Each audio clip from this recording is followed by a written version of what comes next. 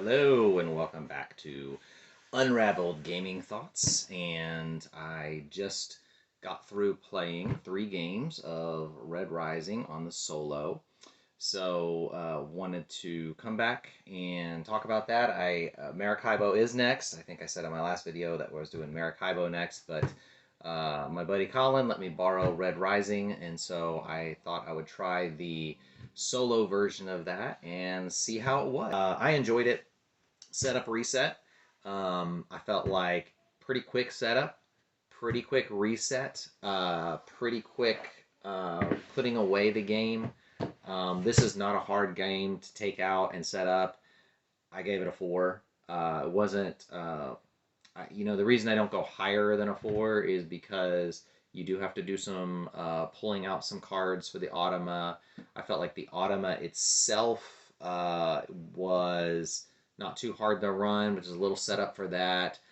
So 4, it's a good solid. I feel like a 4 as far as that goes. Challenge-wise, this is where I kind of debated. I felt like the experience was a little bit better than the challenge. I gave the experience a 3.75. I gave the challenge a 3.25. I really felt like challenge-wise, it was, there is it's definitely challenging to win, and you can up the difficulty of the challenge to make it harder on yourself. But a lot of it feels sort of, well, it just depends on which cards come out at the beginning of the game and what cards you draw, and you can influence some of that in the game, but every time you take a turn to influence that, you're taking a turn away from actually moving toward one of the goals or things that can get you points in different ways. Thematically, it really fits that Red Rising universe, and I like that. I think that's fantastic.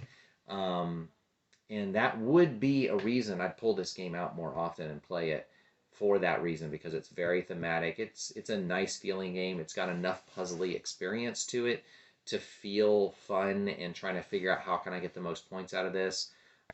There's enough luck in it that I just can't get it to that 4 range where I feel like puzzly but pretty much skill and experience sort of piece. How can I, there's not really there's not a ton of ways to overcome the luck odds in this game from what I can tell.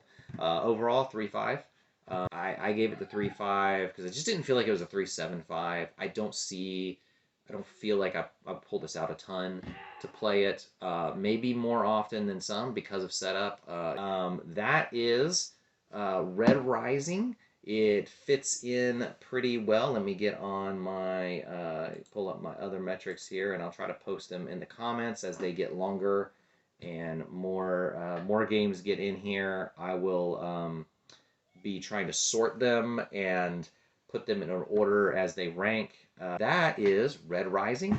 If you like this video, give it a like, and if you'd like to subscribe and see more, I will be doing more of these solo reviews. Maracaibo is out on my table, and I'm planning to do that next. And until next time, thank you for joining me at Unraveled Game Thoughts, and I'll see you at the next review.